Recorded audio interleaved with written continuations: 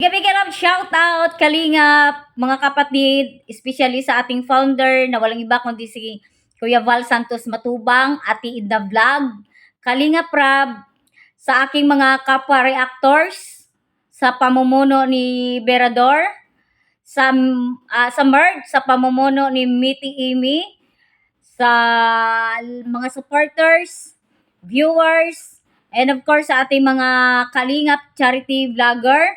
Ayan, isang mapagpalang araw po sa ating lahat. So ngayon, ang aking re-reactionan sa aking video ay walang iba kundi, ayan, pinapakilala ko sa inyo si Kalingap Jose. So mas kilala natin sa tawag na Kuya Jose. No, sa hindi nakakakilala kay Kuya Jose, ayan si Kuya Jose ay mayroong 27.2 subscriber, no? Ayan. 27.2 subscriber.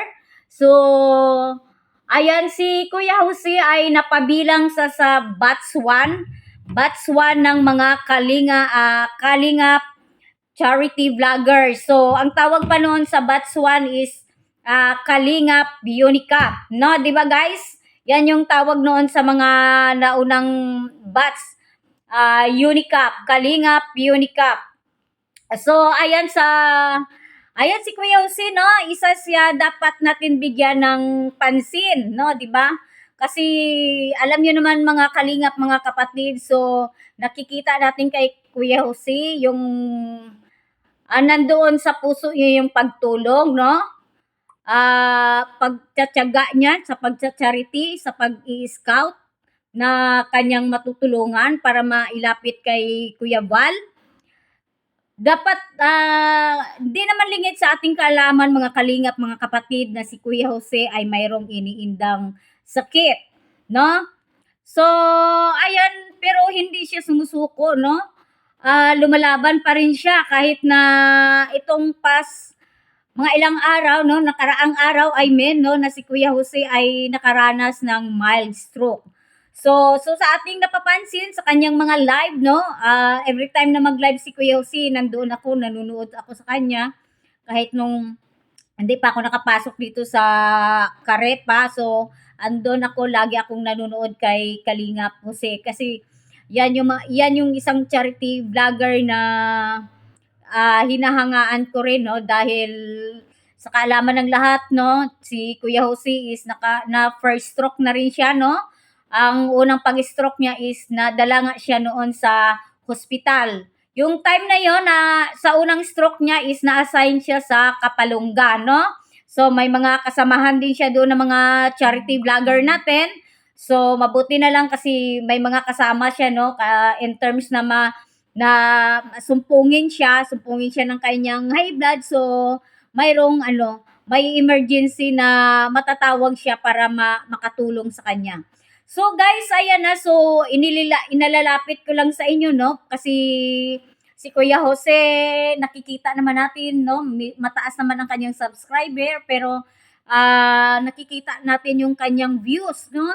So dapat mga kalingap, mga kapatid, so ayan, ako'y lumalapit, no, nakikiusap na sana naman pag may time kayo, pag dumaan yung mga videos, mga live ni Kalingap Jose, so atin pong panoorin, no, at saka malaking tulong na yung papanood natin sa kanya sa hindi pag-skip ng ads para pag makapag-scout siya, kahit papaano makapag-abot siya ng tulong, no, kasi alam niyo naman yung ating mga charity vlogger, so kailangan talaga pag magpumunta sila sa isang subject, no, so kahit papaano interviewin mo yun, no, pupuntahan mo sa kanilang bahay. So hindi mo ano doon kung ano ang madatnan mo na sitwasyon sa isang pamilya na yan. So parang mabigat sa loob na aalis ka doon sa iyong subject, no, sa iyong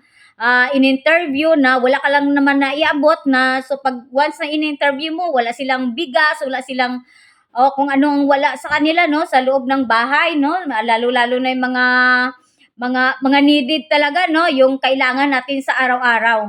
So ayan guys, so nilalapit ko si Kuya Jose sa inyo na tulungan natin na umangat lang naman ang kanyang mga views, no, para kahit papaano, no, so makasahod din sa YouTube dahil isa kasi yun sa kinukunan nila ng source of income para sa pagcha-charity nila. So, hindi po natin yun ipagdadamot kay Kuya Jose yung ating pagpapanood at hindi pag-skip ng kanyang ads. No? Kasi mga kalingap, mga kapatid, sa nakikita kasi natin kay Kuya Jose kahit na sa ngayon hindi pa maganda talaga yung kanyang kalagayan, no? So, ayan, nag-uutal-utal pa siya sa kanyang mga pagsasalita diyan sa live.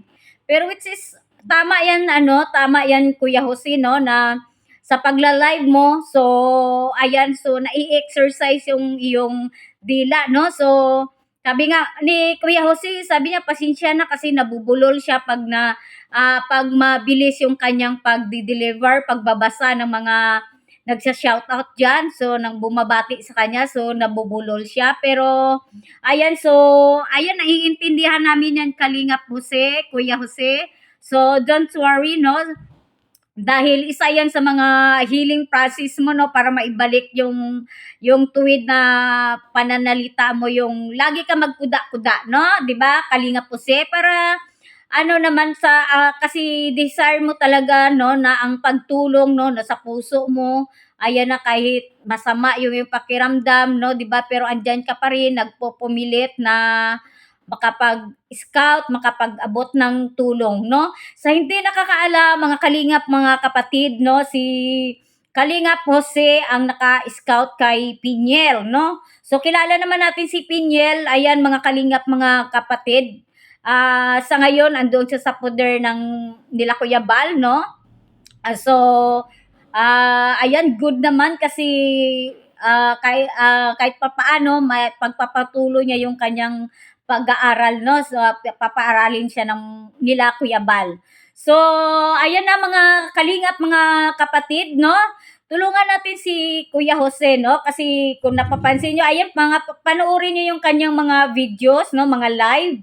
So mayroon nga siyang mga upload, no, may mga upload siya, no. So hindi ko na muna yan kinuna ng mga reaction. So gusto ko lang kumustahin at i-update ko kayo sa sitwasyon ni Kuya Jose, no, para sa mga hindi pa nakakakilala diyan, of course sa mga mga viewers ko diyan, no, na hindi pa kilala si Kuya Jose. So pakitulungan natin, paki-subscribe, no, pakipanood ang kanyang mga videos na mga ina-upload para naman umangat yung kanyang mga viewers, mga views, no, kasi kung ating mapapansin mga kalingap, no. So ayan na, tingnan nga natin yung mga takbo ng views ni Kalingap Jose. So mayroon siyang ayan, may 22 hours ago. So ayan, so hindi pa namin pwede yan ma-reactionan. So sumunod po tayo sa rules ng Karepa. So mayroon lang siyang 256 views, no. Yung pamagat niya is Lolang bedridden. So ayan guys, ayan, pasyalan po natin yung mga videos ni Kalingap Jose. Ayan na, tapos meron siyang 174 views. Ayan, 2 days ago. Meron siyang 189, no, 2 weeks ago. So ayan guys, ayan, kung maaari lang iangat natin yung views, no, pataasin natin yung views ni Kalingap Jose, no, para naman yung pagtulong niya sa mga subject niya is mayroon siyang maibibigay, no, kahit na sabihin natin may mga sponsor, pero iba pa rin yung nanggagaling sa mga charity vlogger natin, no, di ba? So ayan na. So kasi yung mga dinadala kasi nila, pag once sila may mga subject sila, may mga na-target sila na mga subject, may napupuntahan sila. So ayan, wala pa naman yung sponsor, no, mga kalingap, mga kapatid. So atin na lang isipin na kung hindi nagsasahod si Kuya Jose sa kanyang YouTube channel, so saan niya po yung kukunin, no, 'di ba? So kahit papaano, pag dinalaw niya doon yung isang subject, no, 'di ba, may iaabot lang naman siya kahit 1 kilong bigas diyan o kape, asukal. So ayan, so mga kalingap, yun lang talaga ang aking hinihiling sa inyo na tulungan natin si Kalingap Jose na tumaas ang kanyang views, no? Kasi sila yung mga first batch, no? So walang reklamo yan kahit saan sila itapon ni Kuya Bal, saan sila i-assign, tinatanggap nila yan, hindi sila nagrereklamo. Ano, tanggap lang ng tanggap sila, sige lang ng sige, no? 'Di ba? So ito yung mga charity vlogger na dapat nating tulungan, no? Na kahit wala sila sa poder ni Kuya Bal, no? Wala sila sa diet, no? Ina-assign sila sa ibang lugar, pero tuloy-tuloy yung kanilang paglingap sa ating mga kababayan na higit na nangangailangan sa paglingap ng kalingap. So, ayan lang guys. Bago ako mag-end ng aking video, ayan, hinihiling ko muli sa inyo na nilalapit ko si Kalingap Jose na tulungan natin na tumaas ang kanyang views, no? At saka watch niyo naman at saka don't skip ads para mas makakatulong tayo hindi man sa financially, no? Dahil kahit sa hindi pag-skip ng ads, makakatulong tayo sa isang charity vlogger. So, hanggang dito na lang mga kalingap, mga kapatid, ang aking reaction video kay Kalingap Jose. And I hope na i-deliver ko ng maayos, na intindihan nyo ang gusto kong iparating sa inyo. At saka, ayan, at wag po natin kakalimutan, of course, ang ating founder na si Kuya Bal Santos Matubang. So, ayan, puntahan po natin ang kanyang mga live, mga videos upload at saka don't skip the ads na rin mga kalingap, mga kapatid, para makatulong tayo kay Kuya Val Santos Matubang. And of course, sa aking mga viewers diyan, no, sa mga bago na nakapunta sa aking video, ayan na. So don't forget to subscribe Bing Delphine Mix TV. Ayan, at saka paki-click na rin ang notification bell para updated kayo sa aking mga upcoming videos. So yan lang mga kapatid, mga kalingap, and sana nag-enjoy kayo sa aking reaction video today. Ayan, God bless us all. Bye-bye.